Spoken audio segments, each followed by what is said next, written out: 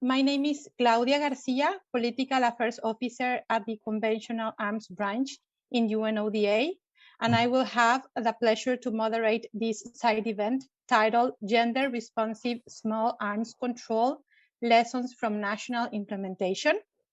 At the outset, let me take this opportunity to welcome the support of the European Union towards UNODA's project on gender mainstream policies, programs, and actions in the fight against small arms trafficking and misuse, in line with the Women, Peace and Security agenda that has been active since 2019. Through this project, UNODA's regional centers have been supporting the operationalization of gender mainstreaming small arms at the regional and national levels, working closely with national authorities. Now, I would like to welcome Mr. Michał Karczmarz, Chair of the Working Group on Conventional Arms Export, Disarmament, Non-Proliferation and Arms Export Control at the European External Action Service. Mr. Karczmarz, you have the floor to deliver opening statement. Thank you. Thank you, Claudia. Good afternoon, everyone. Excellencies, representatives of the civil society and all distinguished participants. Today, it is my pleasure and honor to welcome you to the first committee side event, Gender Responsive Small Arms Control, Lessons from National Implementation. At the outset, I would like to thank UNODA for hosting us today and for a comprehensive implementation of EU Council Decision 2018/2011. UNODA, IANSA, and all partners involved in the implementation of this Council decision have made a great achievement in raising women's economic empowerment, political participation, leadership, and decision-making power.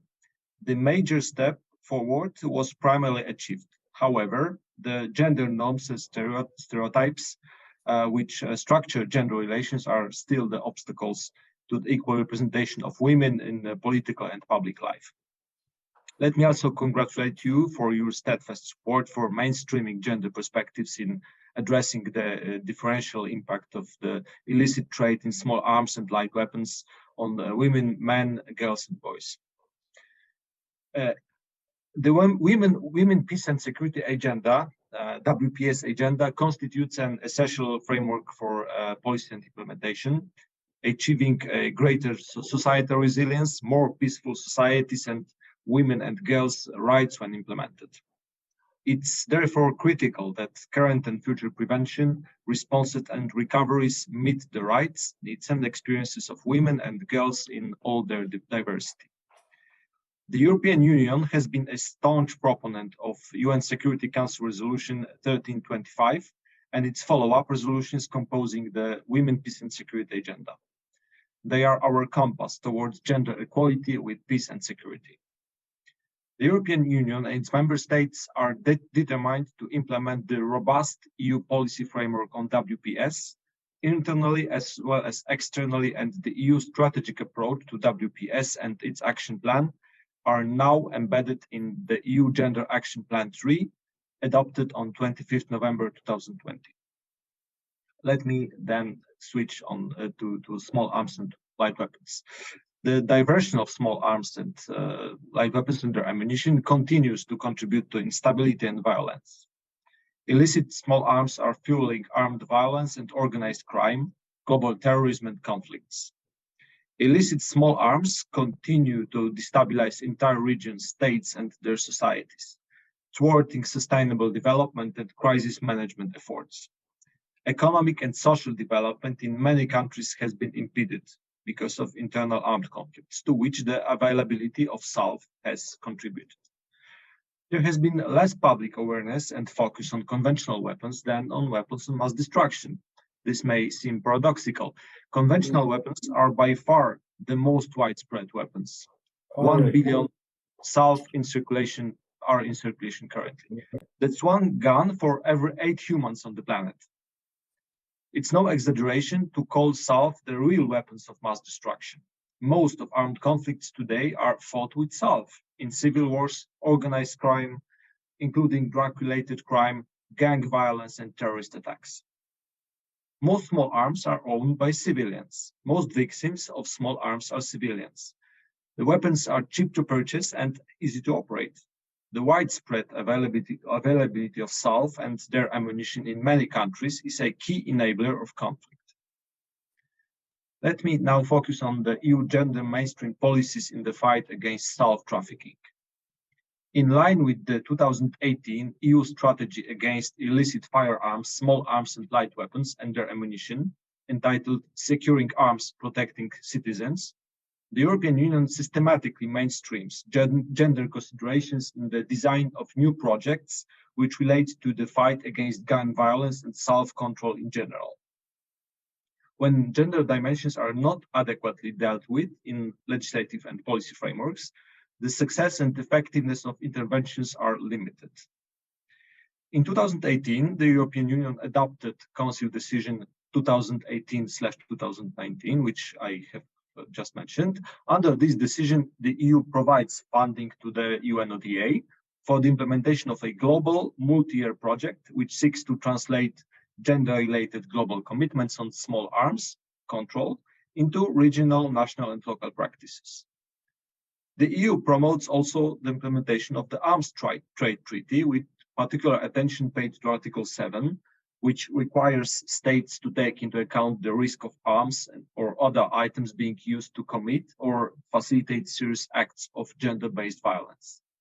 The diversion of arms and their ammunition continues to contribute to instability and violence. Illicit small arms are fueling armed violence and organized crime, global terrorism, and conflicts. The new Council decision in the EU, adopted on 17 October just this year, supports UNODA activities aimed at a threefold approach to advance the effective implementation of the UN Programme of Action on SALV and its international tracing instrument. We have committed over €4.5 million over 3 years to that end. The new Council decision focuses on, first, forward-looking global policy developments in the context of the Forward Review Conference. Second, effective national and regional implementation of the Programme of Action and ITI. And third, on gender-responsive small arms control policies and programs. Bearing in mind the deteriorating security environment exacerbated by the COVID pandemic and erosion of the international arms control architecture, the EU and UN have a great responsibility and must play their role for the sake of multilateralism and a rules-based international order. This very meeting is another good example where the EU and the UN disarmament machineries inspire and reinforce each other, allowing for increased leverage and geographical scope. To that end, let me reassure you that the European Union remains committed to supporting gender equality and women and girls' empowerment around the world. Therefore, through the diplomatic and financial support initiatives, the EU will continue to be one of the leading actors in supporting of gender mainstream policies, programs, and actions in the fight against small arms trafficking and misuse, in line with the Women, Peace and Security agenda. Global efforts against arms trafficking have generated a measurable positive impact. All this should give us hope and strengthen our commitment to continue our important multilateral work to make our countries, our regions, and our world more safe and secure. For that purpose, let us work together with all partners, member states, organizations, and civil society, all men, all women, all together. Thank you for your kind attention, and I wish you very fruitful discussions.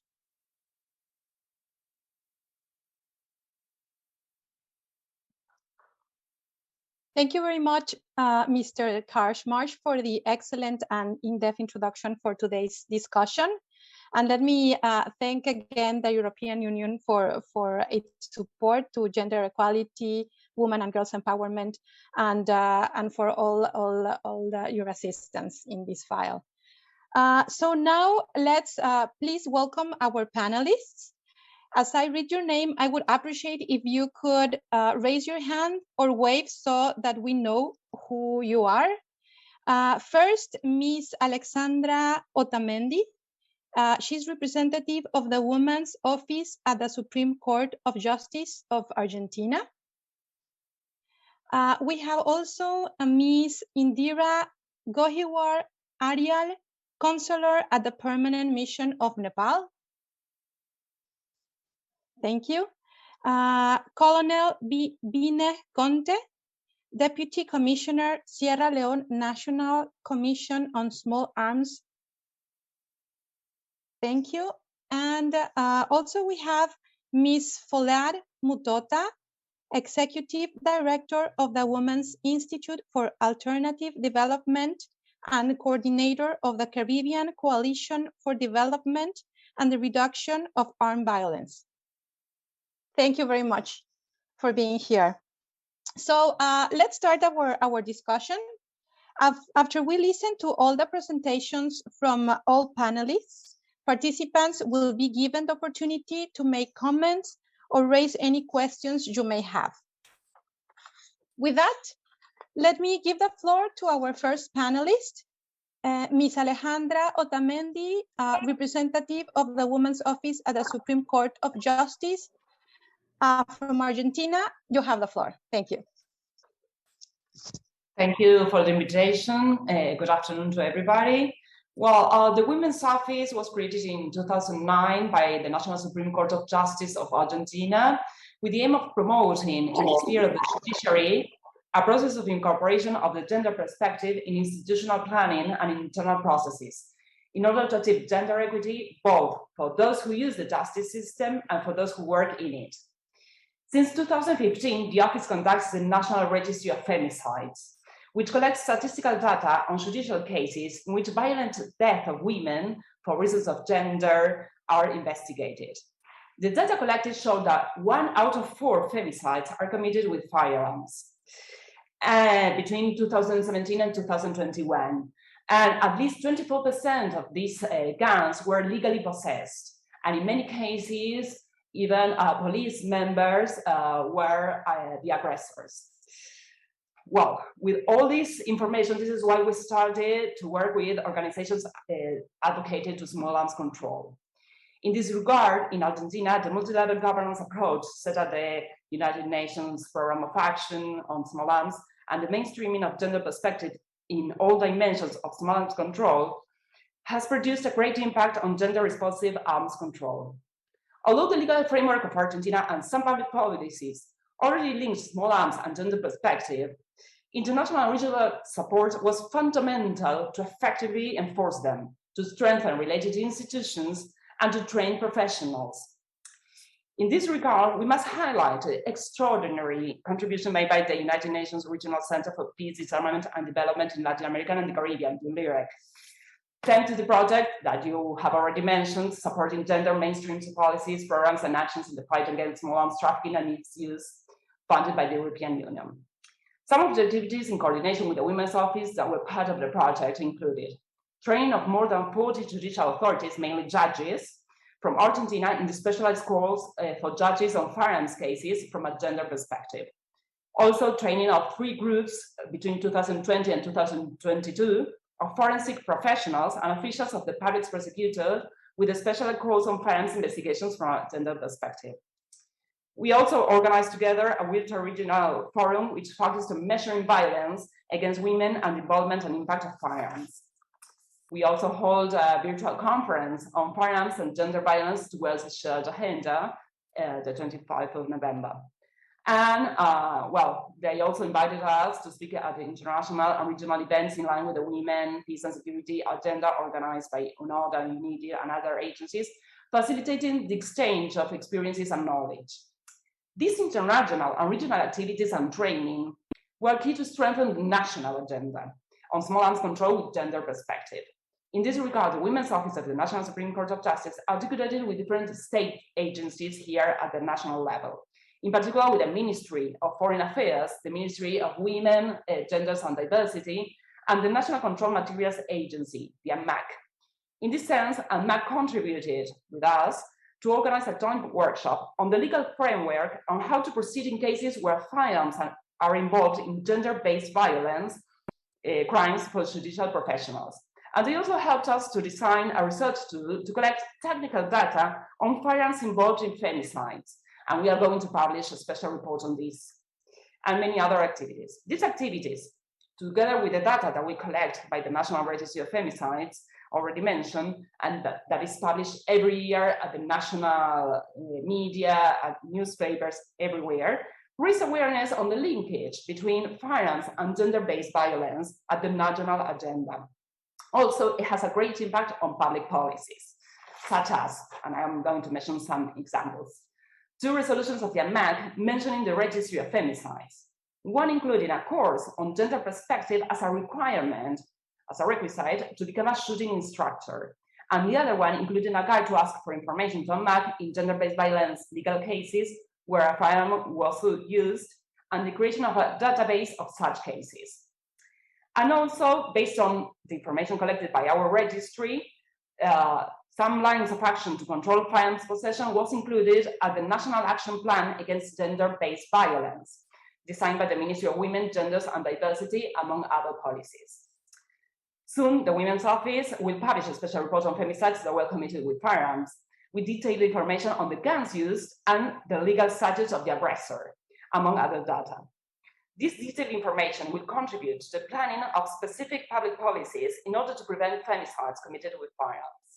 It also seeks to promote implementation of judicial protective measures aimed at the confiscation and seizure of weapons that, legally or not, are in the possession of men reported for gender or domestic violence. This is actually included as a protective measure in our law to eradicate gender-based violence, but we must admit that it's really applied. So this is why it's so important, this training, this raise of awareness. In this regard, the Women's Office of the Supreme Court of Justice will continue to coordinate with UNLIREC and likewise agencies in order to continue training members of the judiciary responsible for conducting criminal investigations involving cases of gender-based violence where firearms were used, as well as working together with, in any other project, contributes to the incorporation of gender perspective in all dimensions of small arms control. Thank you.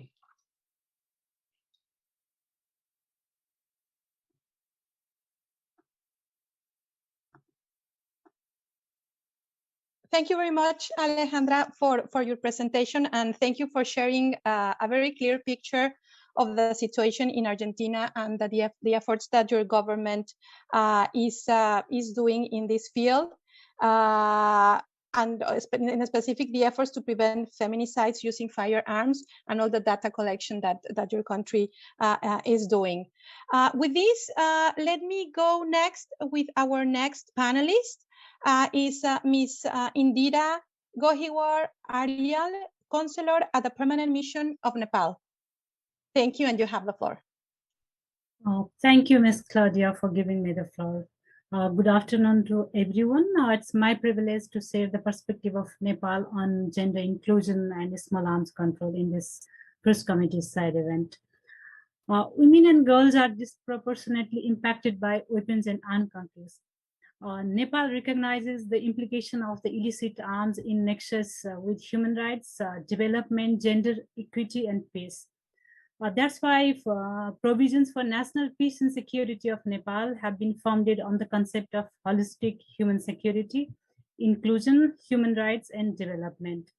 Our development plans fully align with the Sustainable Development Agenda 2030 with a set of strategies for the achievement of each goals, including Goal 5, gender equality, Goal 10, reduce inequality, Goal 16, peace and justice, and 16.4 specifically regarding reduction of illicit arms flow.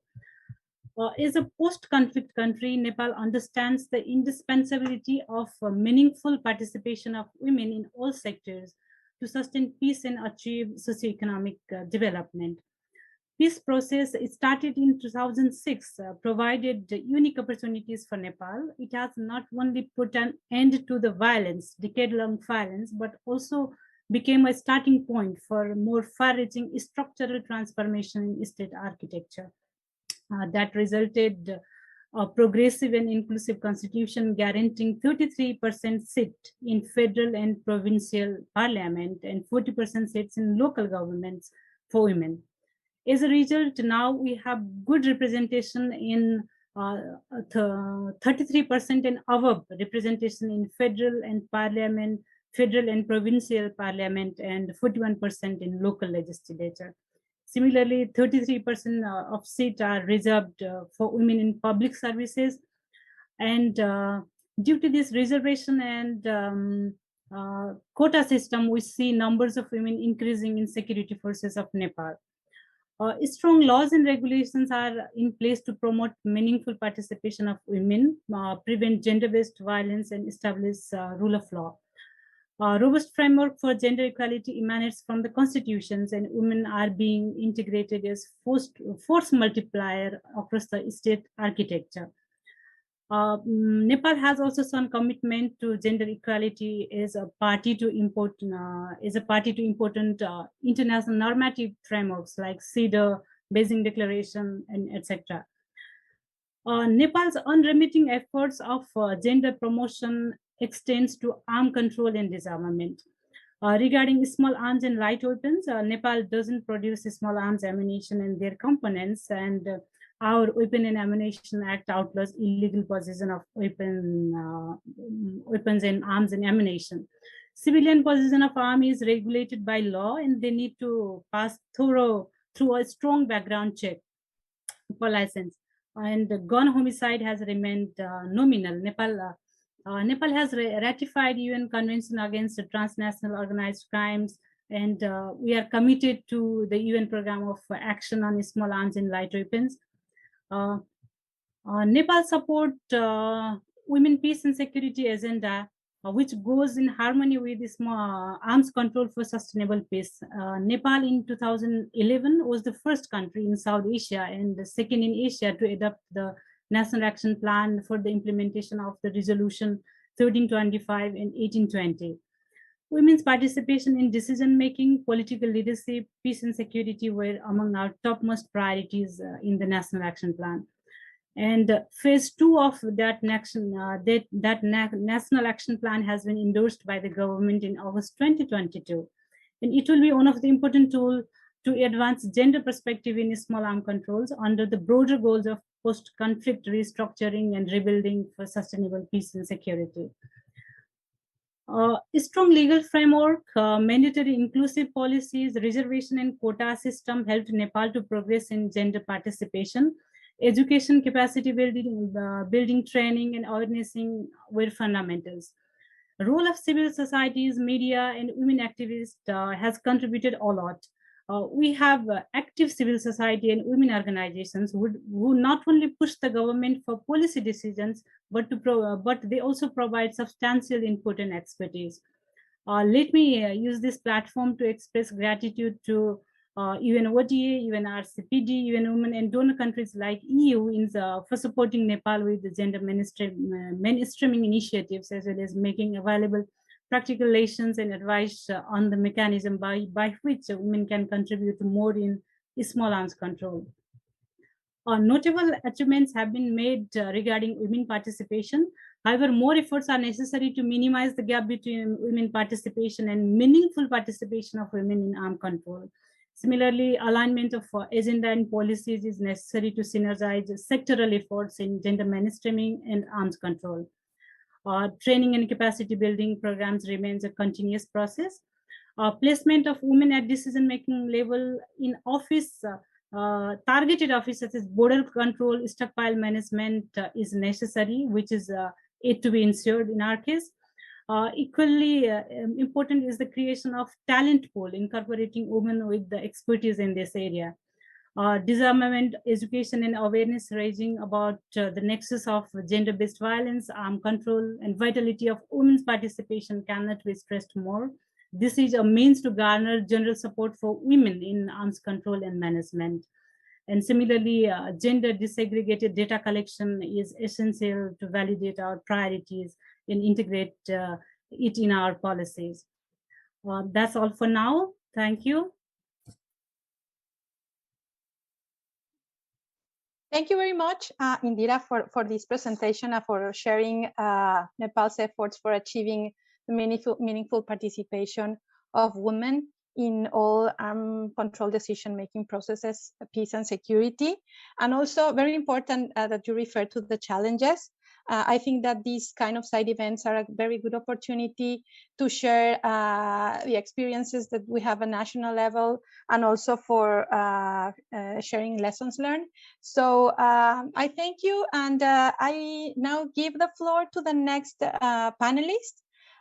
It's Colonel Bine Kote, Deputy Commissioner, Sierra Leone National Commission on Small Arms.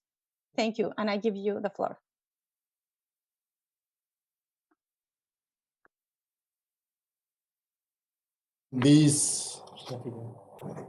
Thank you very much for having me in this event.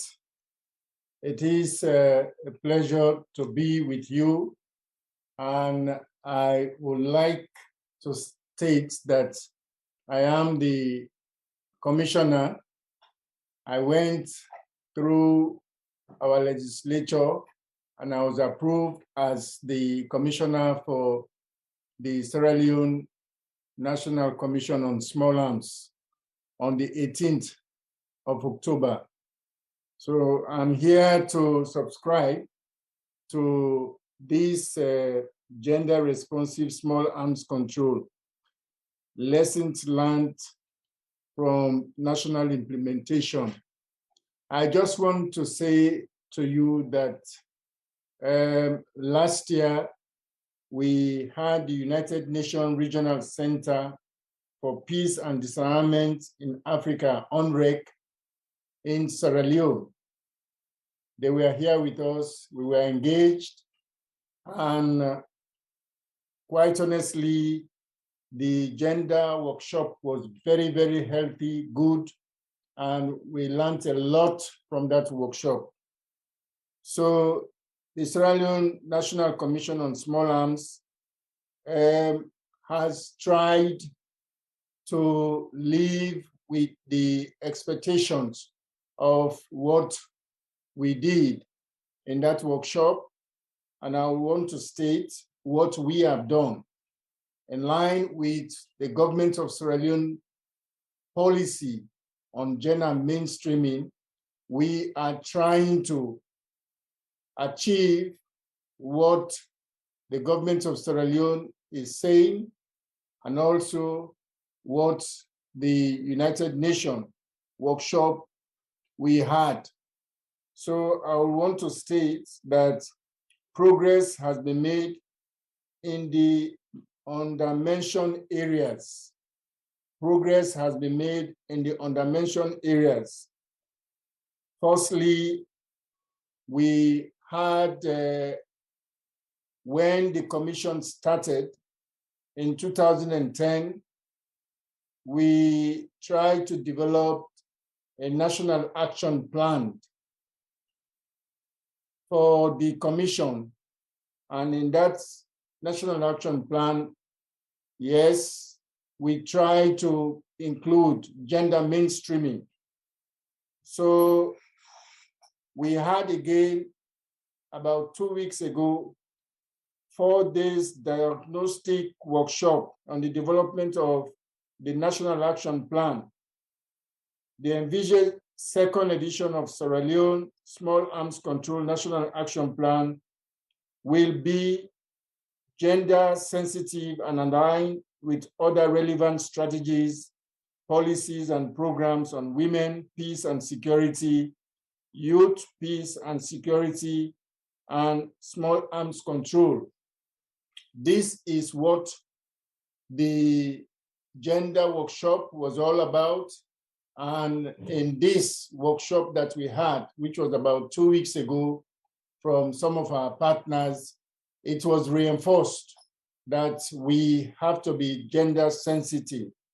Of course, the government of Sierra Leone is going all out to ensure that we have gender mainstreaming in all its institutions. And the commission is following on what the government is saying. Plans are on the way to increase the number of female armorers. This was discussed. It was on the thematic issues, we discussed it, that we want to see the female coming in to play this role. And indeed, many of us gave our views about ensuring that we bring our women folk on board to do some of these jobs. The need for the increase in female armorers is evident in Sierra Leone. We are trying to say we have to encourage them. We have to encourage the women folk to be armorers, to be managers in stockpiling of the arms and ammunition. We spoke about community engagement. We want to see women playing key roles, especially in trying to do what men can do. And it was agreed by all of us that women can do some of these roles or perform them better than us. So it's like, especially in finding out about the trafficking of some of the weapons along the borderlines with our neighboring countries. Sierra Leone has neighbors in the north of Sierra Leone and the northeast, which is Guinea, and we have in the south east, we have Liberia. So we want the communities to understand that they have to help the security forces to make sure that we control weapons that are being trafficked in and out of the country. So we have also had several media engagements by radio discussion programs to disseminate information in these communities on gender responsive arms control and the active or passive roles women, men, youth, and disabled persons played on arms control. So we are going all out to always now ensure that we bring gender balance into most of our activities. We are in collaboration with the Ministry of Gender and Children's Affairs and the Sierra Leone Police, the Office of National Security, the Republic of Sierra Leone Armed Forces, and other national authorities working on gender-related issues. This interaction has identified and established focal persons attached to these institutions to oversee the work of the Commission when it comes to gender-related issues. On issues related to the registration and issuance of license, for every registration, the consent of member of a family, especially the wife's harmony, is sought to determine whether or not it's safe and prudent to provide the applicants with registered licenses of arms and ammunition.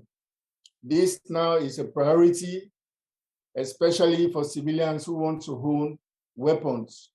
We go all out to find out from the spouse, the man should have a weapon, whether if he's qualified to have it. Because we have seen and we have many instances where we have heard that some men do use their weapons to threaten their wives. So we have embedded it into our form that women should agree before their husband, especially men who want to have weapons. So there are a lot of things that we have captured in the act, in the proposed act or bill that is before Parliament. We have requested for a female commissioner, for a better represented, for so that they can play major roles. For instance, the commission we are leading in the senior managers level or at the strategic level, we have 6 of our women as senior managers. We have them because we believe that they should be there. And also it is like, it is being reflected in the bill that will go to Parliament anytime from now, that women should be playing, or they can be commissioners, they can be deputy commissioners, you know. So we have articulated it, and it is going to go through the legislature. Also, there is need for the commission to establish or own its dedicated structure as a symbol of our dedication to the prevention and proliferation of small arms and light weapons, which means that we are always thinking that we have to have a balance. The women should come on board. We will like, our arguments have been that we will want you to see how you can support Sierra Leone to have more of them being capacitated through training, so that they can hold some of these strategic or operational positions that we believe they can do better.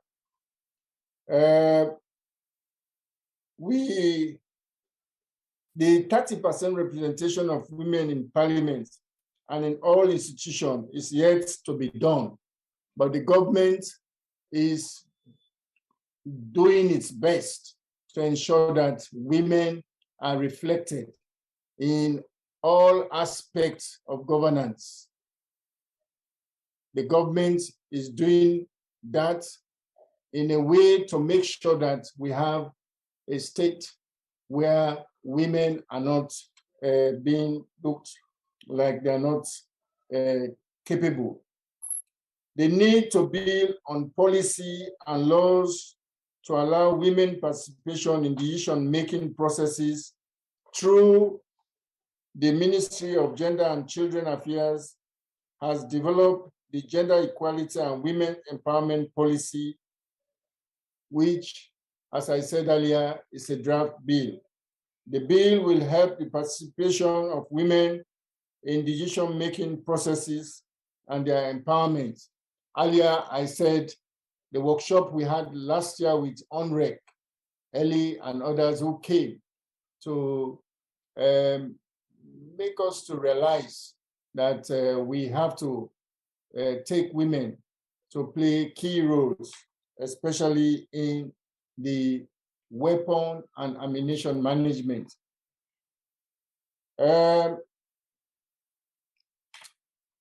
We have what barriers have been encountered and how have they been overcome?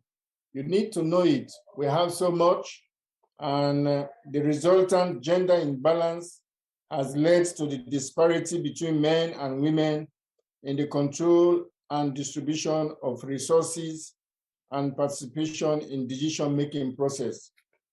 This is one key area the government of Sierra Leone is looking at, and the government is going, this administration is going all out to ensure that we have many women in key areas, especially in the legislature.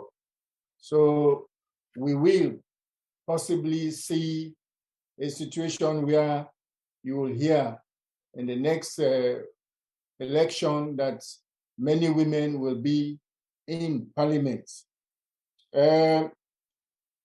Delay in the passing of gender equality and women empowerment policy onto law is again a challenge, but the legislature or the House of Parliament is trying to do their best to make sure that women are not forgotten. Inadequate empowerment of women to take up key positions like the female armorer. Again, we are looking at it and see how we can motivate them, how we can motivate women to hold these areas of security posts, where we will encourage them, we will give them some motivation.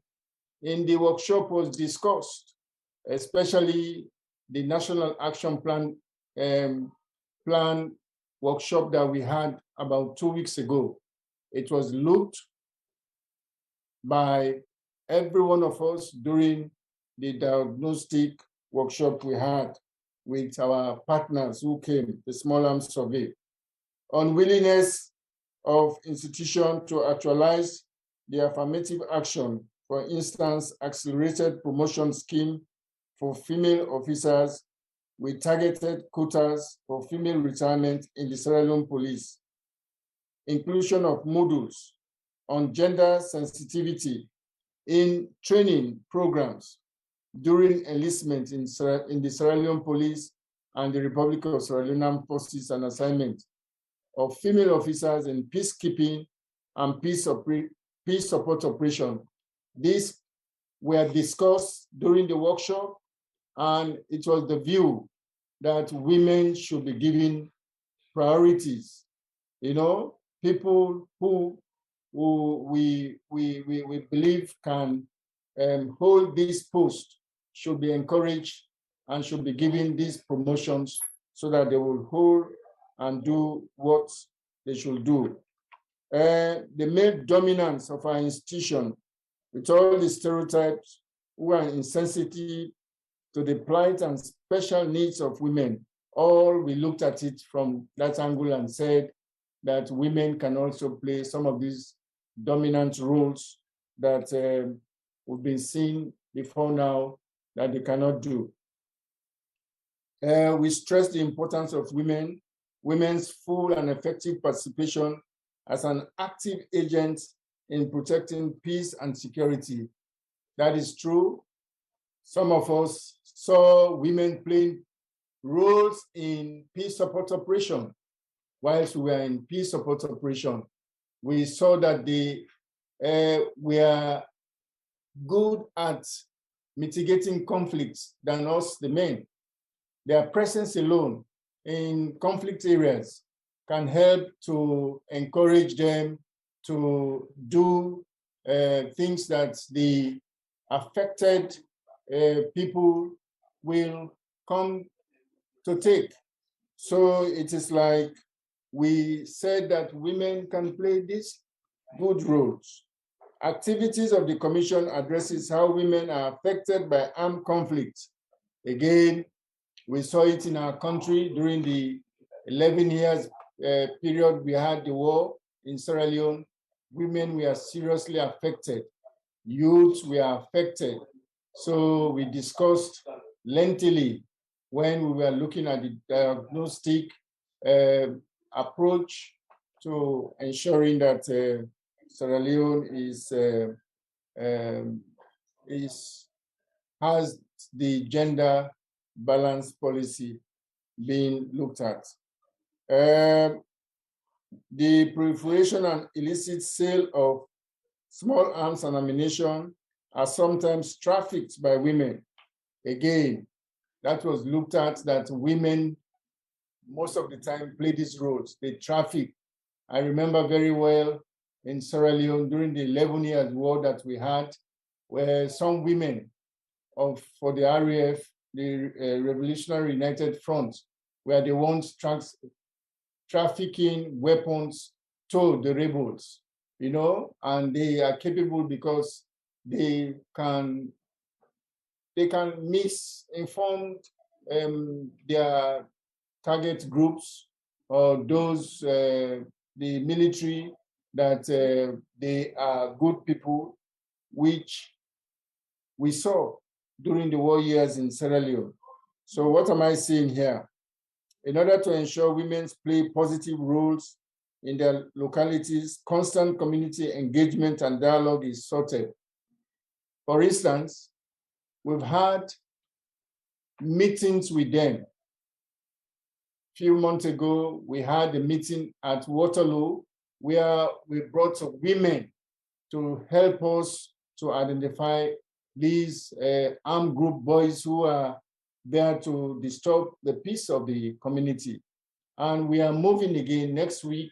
We are moving to the north of Sierra Leone in the Makeni town to discuss issues of the Arms Trade Treaty. We're going to discuss with them of the ECOWAS Convention. We are going to discuss the United Nations Program of Action.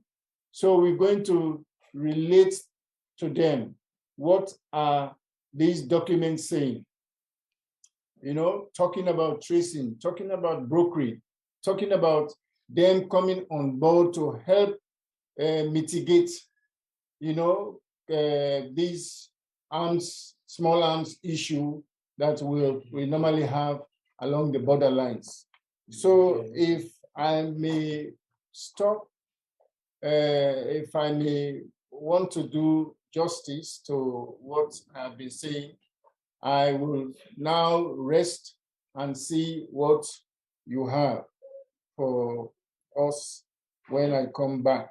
But quite honestly, the Sierra Leone government and this commission is working very hard to see that we do justice to the gender mainstreaming policy, which is good and which can help our society to be what we want it to be. Thank you very much. Thank you very much, Colonel Bine Conte, for this very comprehensive panorama of Sierra Leone's approach to identifying the challenges, the opportunities, and the lessons learned from implementing a gender-responsive small arms control, both at the regional and national levels, and also for stressing the need of a gender perspective for effective small arms and light weapons control. With this, and before going to Ayansa's video, I would like to invite participants to submit questions in the chat box. At the end of, after listening to all the panelists and watching Ayansa's video, we will have a session for questions and answers, but I invite participants to submit their questions now in the chat box. Thank you. So before we go, and I give the floor to the last panelist, I would like to show a video that Ayansa has created. It is an animated video to raise awareness and urge for all voices to be heard to unite against gun violence and create a safer world for all as part of civil society's contribution to the gender mainstreaming and small arms and light weapon control project in partnership with UNODA. As we are aware, gun violence affects millions of people across many countries every day. And this video highlights the risk factors and consequences of gun violence, which is leading to the destruction of lives and livelihoods. In particular, poor gun control laws are enabling easy access to uncontrolled guns and fueling their irresponsible use. In this video, Ayansa highlights the gender impacts of gun violence and how men and boys and women and girls are affected. Men and older boys commit most gun homicides and killings in armed conflicts, yet most men and boys don't have guns. Women and girls fall victims to gun violence from male domestic violence and lack access to basic living needs. Yet they are not equally involved in gun control work with men, as our panelists have highlighted. Well, this video asks the question, how can we work together to prevent gun violence and keep everyone safe? Because gun violence has gender impacts gender-responsive solutions to gun violence are urgently needed, and all voices, especially of those most affected, must be heard in disarmament and security decision-making processes. With this brief introduction, I will ask my colleagues from ODA if they can play the video. I thank you.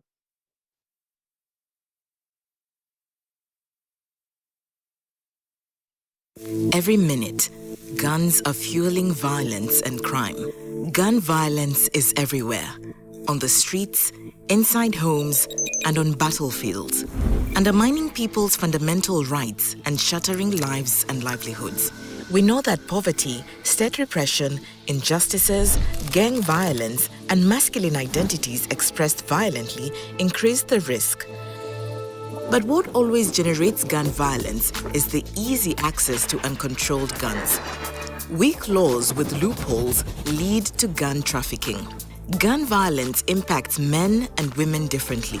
Men and older boys commit most gun homicides and killings in armed conflicts. The UN estimates that over 90% of gun violence victims are males, yet most men and boys don't have guns. Women and girls are also hugely affected. Many of the 50 million women and girls forcibly displaced are fleeing armed violence, yet they are not equally involved in gun control work with men. More often, they suffer sexual assault and lack of access to healthcare, schooling, and employment as a result of armed conflict and violence.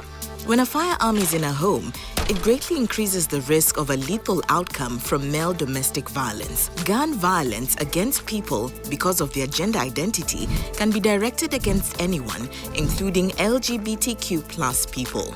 Gun violence affects millions every day. Urgent action must be taken. How can we work together to prevent gun violence and keep everyone safe? We must ensure all voices are heard. This requires the equal participation of men and women, especially from communities affected by gun violence, in all disarmament and security decision-making processes.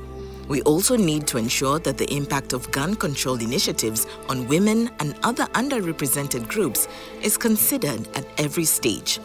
Get involved in the campaign against gun violence. It starts with you.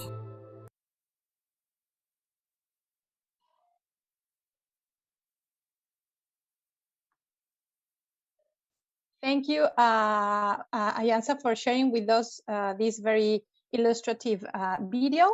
And last but not least, it is my pleasure to introduce Ms. Folade Mutota, Executive Director of the Women's Institute for Alternative Development and Coordinator of the Caribbean Coalition for Development and the Reduction of Armed Violence.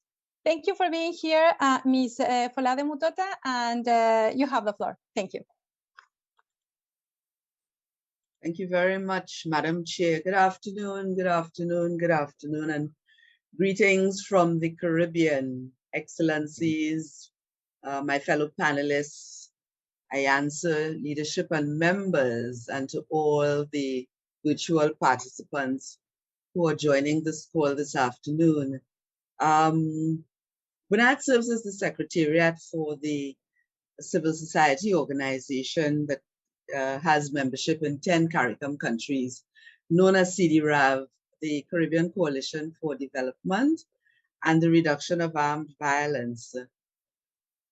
I would like to frame my presentation in three contexts because I think one, strategic partnerships are critical for successful outcomes. Two, access to information and office holders is invaluable for co-creating and delivering quality service to the people we serve. And three, I believe that courage in pursuit of our goals fuels our confidence and our commitment to undertake bold initiatives such as this particular project. And since I've found all of these elements in this project, I wish to start my presentation with saying thanks and really expressing gratitude for the work that's being done and the investment in the cause. Thank you to the initiators for your courage and for your commitment to pursue gender mainstreaming in such a masculinist environment as the security sector. This project has progressed our advocacy as Caribbean NGOs, our advocacy work on gender responsive small arms control by supporting our research agenda and consolidating our efforts at building partnerships with key policymakers and ultimately influencing public policy. And so we were able to undertake 2 research projects to examine, one, the effects of small arms legislation on key populations in 4 countries in our region, and secondly, to offer a critical analysis of the effects of borderlines being demarcated gang turfs in underserved communities. I think another courageous demonstration of the commitment of this team and this project is the choice to approach this work in partnership, particularly partnership with civil society, and specifically, I wish to refer to civil society organizations in close proximity to where the impact of the proliferation and misuse of illicit small arms is occurring. That demonstration in and of itself, that demonstration of confidence in the capacity of civil society organizations as knowledge producers and practitioners adds value to the work that we do. And I think more importantly, your partnership with IANSA demonstrates a deeper understanding of the spectrum of expert knowledge and experience, as well as the access that exists in the small arms sector, given, of course, IANSA's long and rich history of strategic mobilization and alliance building with experts and practitioners that are resourceful in terms of community organizing, peace building, lobbying key decision makers, influencing public policy, and engaging in action research. And so my role today is to talk about the Caribbean experience in this project. As you know, small arms proliferation and misuse is becoming increasingly unmanageable across CARICOM states.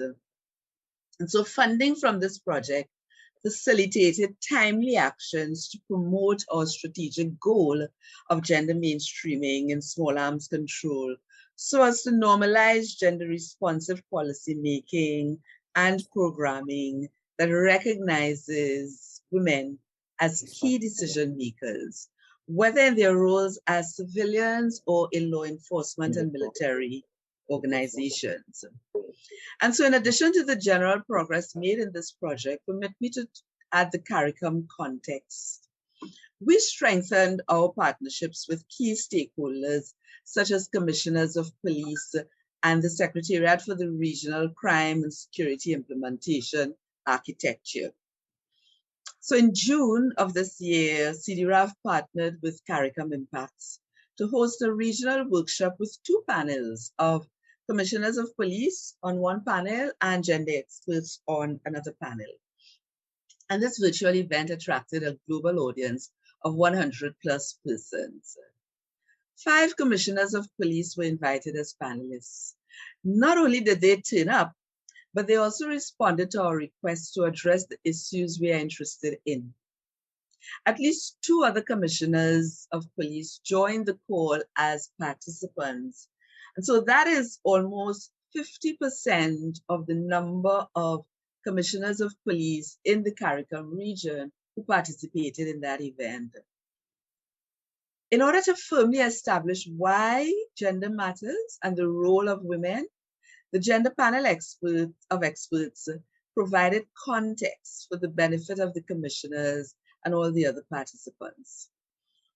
What became evident is that it is widely agreed both among civil society and the state, that an interdisciplinary approach is required for unpacking the complex issues related to gender and small arms control. A direct benefit of this opportunity was access to these key policymakers, and we have been in touch with several of them in the last few months with a request to further the discussion on the need for and implementable strategies for gender-responsive small arms control. We want to pursue this matter because gender-responsive small arms control has not as yet been embraced in CARICOM. What has in fact been embraced is legislation, public policy, and social programming as the cocktail for suppression and mitigation. And so for civil society, it is imperative that the issue of women's role in providing leadership in communities and their role as facilitators or initiators of gun crime be interrogated. It is also time for us to count the cost of firearms perpetrated domestic violence, which is not something that has been happening in this region. At the moment, men and masculinity are attracting our collective attention, as is necessary, of course. However, in order to comprehensively understand and respond to the high levels of small arms trafficking and misuse, it is imperative that we understand the networks that support men's actions. The absence of identifying women's role in problem solving and/or facilitation presents a barrier to all efforts at implementation of gender commitments. CARICOM countries are historically susceptible to climate disasters. This affects lives and livelihoods. And so when you layer on now the plague of firearms misuse, gang violence, and the consequential insecurity among the population, it erodes public confidence in the justice system. Firearms violence undermines our economies, essentially presenting a barrier to foreign direct investment and causing a flight of capital, with the effect of derailing our development projections, particularly with respect to ending poverty and providing amenities for the population. So to end, let me reiterate the significant contribution that this project has made to our efforts as civil society to present an alternative perspective to small arms control. We are confident that our research and organization during the life of this project has brought us closer to securing commitment to gender-responsive small arms control in the CARICOM region. And so we will continue to implement our strategy of advocacy, research, and sensitization. And we hope that you will continue to work with us. Thank you very much. Thank you very much, Ms. Folade Mutota, for your very good presentation and for highlighting the importance of the partnership with civil society organizations, and of course, their activism and participation adds value to the efforts done by the governments and to the efforts from regional and international organizations. With this, and as we are running short on time, I am pleased to open the floor in case participants have comments or questions for our panelists. To request the floor, you can raise your hand or submit questions or comments via the chat feature on the meeting platform. So let's see if we have some questions from our participants.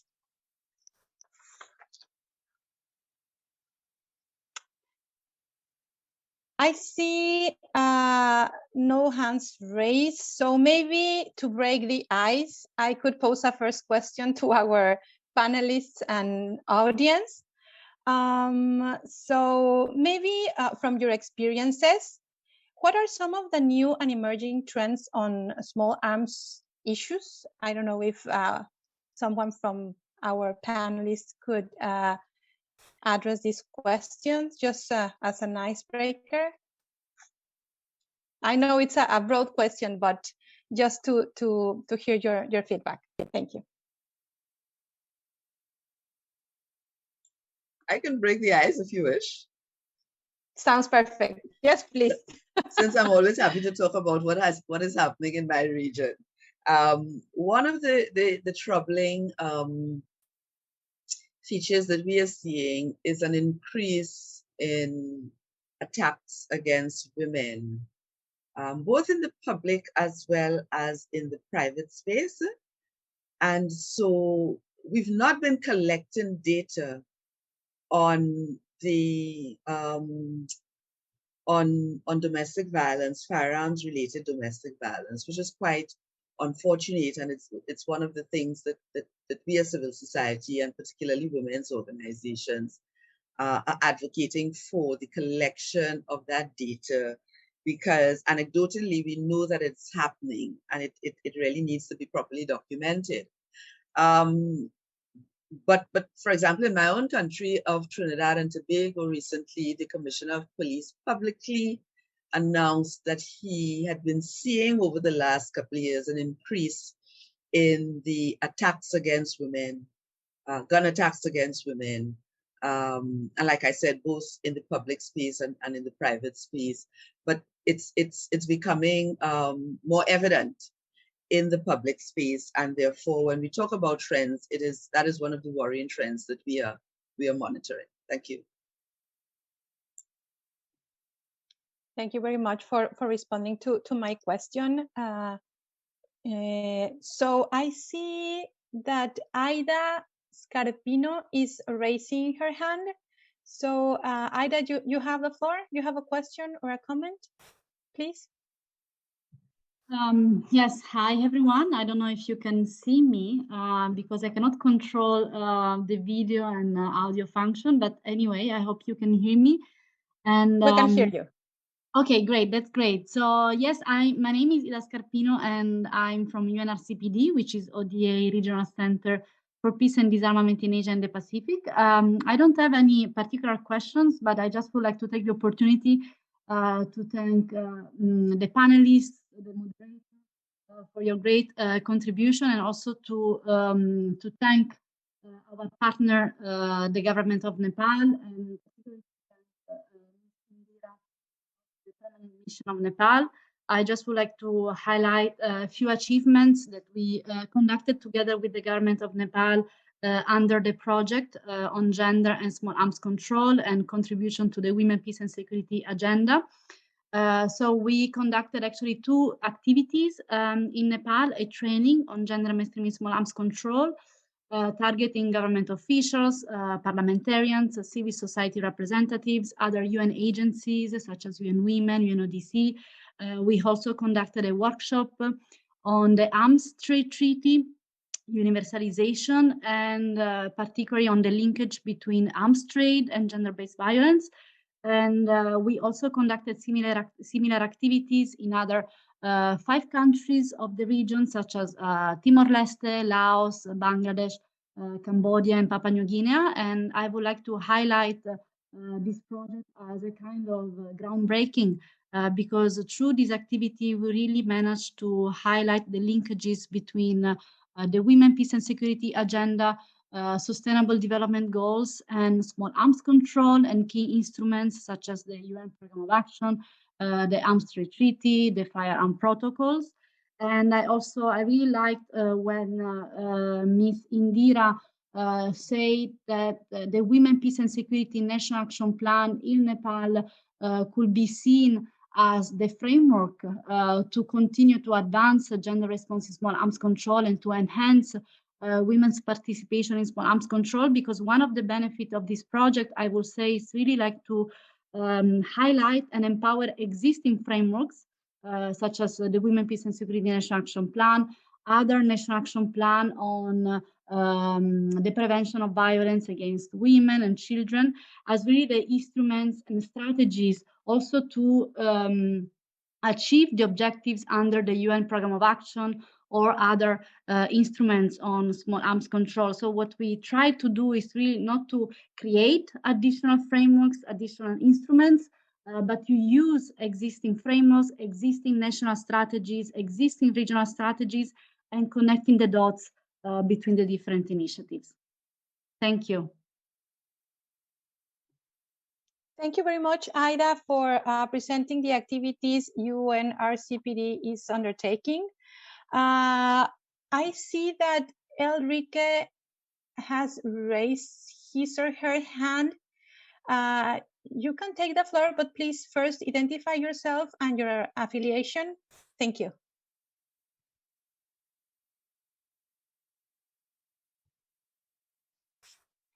Elrique, you're muted.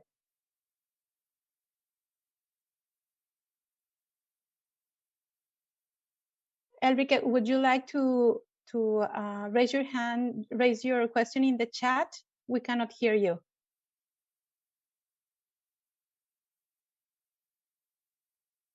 Okay, I don't hear back from her or him. So I don't see any other question or raise hand. Yes, sorry, Alejandra. Yes, please. It's okay. Well, regarding your question and the challenges and trends, we are worried here, and in Latin America in general, relating organized crime and femicides. Because what we could see is that, well, you know, that many killings are being produced by organized crime with firearms, and we are seeing that an increasing number of women are being killed in this context. And in some cases, because they are, you know, the girlfriend or the mother of the gang leader, and in some cases as a message to this gang leader, the mother, the girlfriend, or someone related to him is being killed. And in those cases, we are, of course, considering them as femicides committed with guns. But in some other cases, it's hard to identify if there's a gender perspective or problem or approach in those cases, or if they were chosen randomly, because organized crime, has this impact on society, where firearms are, well, they have a high proliferation rate, and you could be hurt by a gun because you are just, you know, on the street at the wrong time, at the wrong moment, at the wrong place. And well, maybe you're a woman and you are just, you know, having some fresh air, and you are just being killed. So in those cases, it's been hard to identify if these are femicides committed with guns or not. So we are with this challenge, methodological challenge, but also, of course, a challenge regarding policies. Because, of course, in those cases, those guns are not legally possessed. And, well, in some cases, they're even hard to seize afterwards. Because they are, you know, left there in the ground in some cases, or maybe reused, or lost or stolen or whatever afterwards. So I think that's something that we need to address even more. Thank you very much, Alejandra, for sharing this. I'm Mexican, so I'm aware of this problem, that it's affecting many countries of our region and in other regions also. So that's something that should be addressed. I don't see any other question or hand raised, so it's already 2:30. So I think we can conclude this side event. Please let me express my gratitude to all our panelists, the European Union for funding this event, and to all of you for helping make this meeting a great success. Before we close, I would like to share that UNODA has produced a training manual on gender mainstreaming small arms control that will be available on our website, along with an online training course. that it's also available on ODA's disarmament education dashboard to support continued efforts on this issue.